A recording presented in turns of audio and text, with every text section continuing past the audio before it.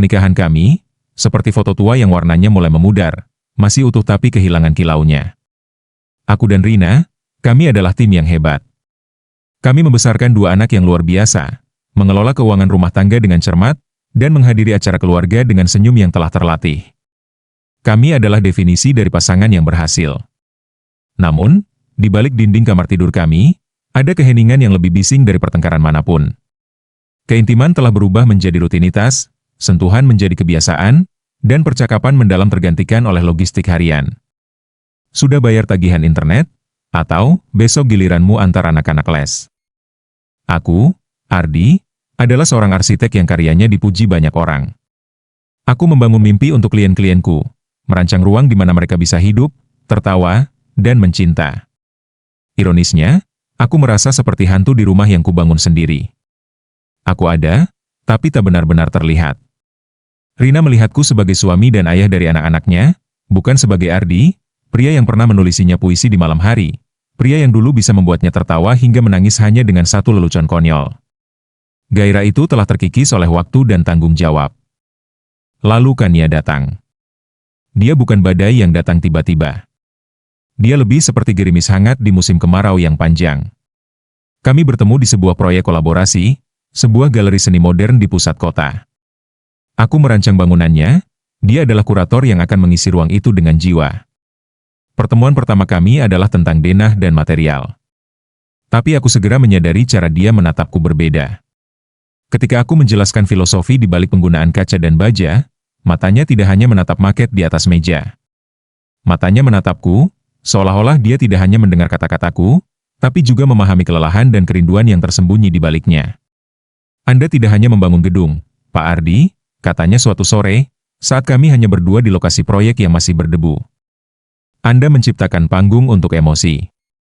Saat itu, aku merasakan sesuatu yang telah lama mati dentro diriku berkedut. Pengakuan. Dia melihat aku, bukan hanya fungsiku.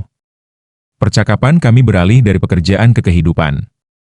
Kami bicara tentang seni, tentang musik jazz yang sama-sama kami sukai, tentang mimpi-mimpi yang kami kubur demi realitas. Bersamanya, aku bukan lagi hanya suami dan ayah. Aku adalah Ardi, seorang pemikir, seorang pemimpi. Dia membangkitkan kembali bagian diriku yang kukira telah hilang selamanya. Perselingkuhan kami tidak dimulai di ranjang. Itu dimulai dari secangkir kopi yang berlangsung 3 jam. Dari pesan singkat di malam hari yang berisi tautan lagu atau kutipan puisi. Itu dimulai dari cara dia menyentuh lenganku dengan ringan saat tertawa. Sebuah sentuhan yang mengirimkan sengatan listrik ke seluruh tubuhku, mengingatkanku bahwa aku masih memiliki kulit yang bisa merasakan, jantung yang bisa berdebar kencang. Momen itu akhirnya tiba di suatu malam hujan, setelah kami berhasil menyelesaikan presentasi penting. Adrenalin dan kelegaan memabukkan kami lebih dari 2 gelas anggur yang kami minum di sebuah bar yang remang-remang. Hujan di luar begitu deras, seolah-olah kota ini memberikan kami alasan untuk tidak segera pulang. Sepertinya semesta tidak ingin malam ini berakhir, bisiknya, matanya yang gelap berkilau di bawah cahaya lampu bar. Aku tahu apa yang akan terjadi. Sebagian diriku berteriak untuk lari, untuk kembali ke mobilku dan pulang ke kehangatan yang aman dan familiar. Tapi bagian diriku yang lain, bagian yang telah kelaparan begitu lama, menolak untuk bergerak. Kami berakhir di apartemennya. Sebuah studio kecil yang penuh dengan buku, kanvas, dan wangi cat minyak yang samar. Itu adalah cerminan dirinya, kreatif, sedikit berantakan, dan sangat hidup. Tidak ada kata-kata canggung. Saat pintu tertutup di belakang kami, dia berbalik dan menatapku. Tatapannya adalah undangan dan tantangan. Aku melangkah maju, menangkup wajahnya dengan kedua tanganku, dan menciumnya. Itu bukan ciuman yang lembut dan ragu-ragu. Itu adalah ciuman yang putus asa, ciuman dua orang yang telah lama menahan napas dan akhirnya bisa menghirup udara. Bibirnya hangat dan responsif, tangannya naik ke tengkuku, menarikku lebih dekat seolah takut aku akan menghilang. Kami tersandung menuju kamar tidurnya, pakaian kami terlepas satu persatu dalam jejak yang tergesa-gesa. Aku melihat tubuhnya di bawah cahaya temaram lampu tidur untuk pertama kalinya. Dia tidak sempurna seperti model, tapi dia nyata. Ada bekas luka kecil di pinggulnya, lekuk tubuhnya lembut, dan semua itu terasa begitu indah, begitu manusiawi. Malam itu, kami tidak hanya bercinta. Kami saling melahap. Setiap sentuhan adalah sebuah percakapan yang tak terucap. Tanganku menjelajahi setiap inci tubuhnya, mencoba menghafal kontur punggungnya, lekuk pinggangnya, kelembutan kulitnya. Dia melakukan hal yang sama padaku, jari-jarinya menelusuri otot-otot di punggungku, cakarnya yang lembut menggores ringan saat gairah memuncak, meninggalkan jejak panas yang membakar. Saat aku berada di dalam dirinya, aku menatap matanya. Di sana, aku tidak melihat penghakiman. Aku hanya melihat hasrat yang setara, kerinduan yang sama dalamnya. Dia meneriakkan namaku, bukan sebagai bisikan, tapi sebagai sebuah seruan kemenangan. Dan dalam momen itu, aku merasa ditemukan. Aku merasa nyata. Itu adalah puncak kenikmatan fisik yang dijalin dengan pelepasan emosional yang luar biasa. Kami bergerak bersama dalam ritme yang primal dan mendesak, seolah mencoba memeras setiap ons kehidupan dari momen terlarang itu. Setelahnya, kami berbaring dalam keheningan, tubuh kami lengket oleh keringat dan napas kami perlahan kembali teratur. Dia menyandarkan kepalanya di dadaku, jarinya menggambar lingkaran-lingkaran tak berarti di atas kulitku. "Kamu baik-baik saja?" bisiknya. Aku tidak bisa menjawab. Aku hanya bisa mengangguk, tenggorokanku tercekat. Karena aku tidak baik-baik saja. Aku hancur dan utuh pada saat yang bersamaan. Bagian diriku yang telah lama tertidur kini terbangun dengan raungan, dan aku tahu aku tidak akan pernah bisa membungkamnya lagi. Hubungan kami berlanjut dalam bayang-bayang. Pertemuan di hotel-hotel butik di pinggir kota. Makan siang yang terlalu lama di restoran terpencil. Setiap momen curian terasa seperti menghirup oksigen murni setelah terlalu lama berada di bawah air. Dengan Kania, aku hidup.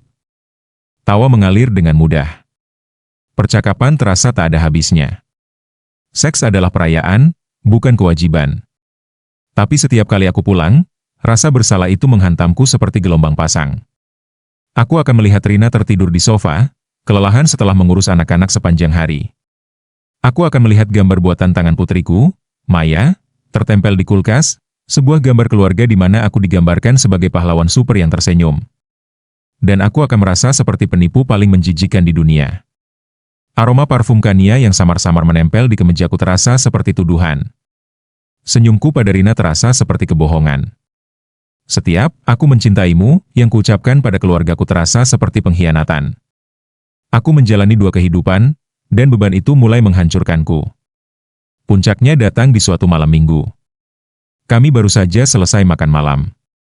Anak-anak sedang menonton TV, dan Rina sedang membereskan piring. Aku duduk di meja makan, menatap punggungnya. Dia tidak mengatakan apa-apa, tapi aku bisa merasakan ketegangan di bahunya. "Ardi," katanya pelan, tanpa berbalik. "Kamu berbeda akhir-akhir ini." Jantungku seakan berhenti berdetak. "Berbeda bagaimana?" tanyaku, suaraku terdengar lebih tenang dari yang kurasakan. Dia akhirnya berbalik, tangannya yang basah memegang lap piring. Ada kelelahan di matanya, tapi juga kilatan sesuatu yang lain, sesuatu yang tajam seperti pecahan kaca. "Kamu di sini, tapi pikiranmu di tempat lain. Kamu tersenyum, tapi matamu tidak.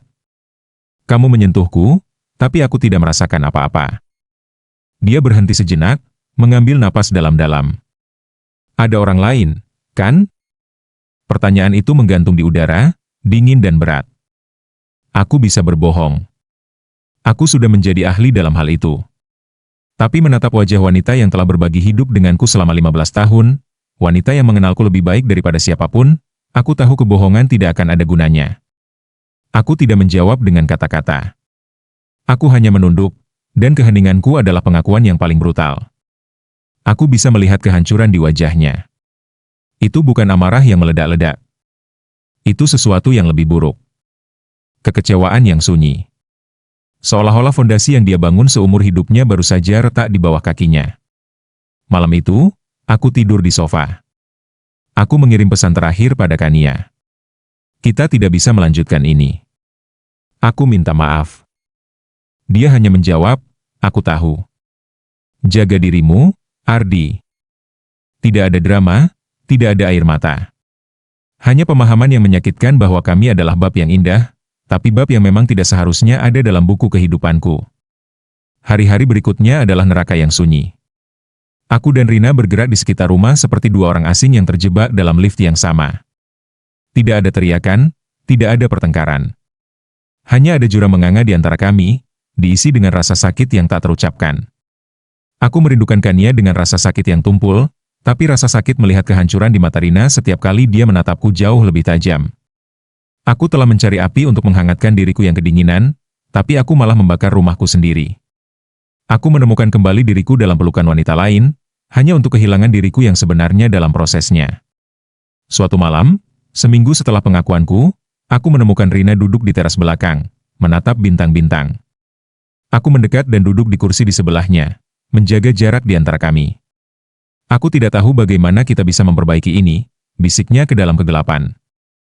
Aku bahkan tidak tahu apakah aku mau. Aku tahu, jawabku lirih. Aku tersesat, Rin. Aku merasa tidak terlihat. Dan itu bukan salahmu. Itu salahku. Untuk pertama kalinya dalam waktu yang sangat lama, kami berbicara.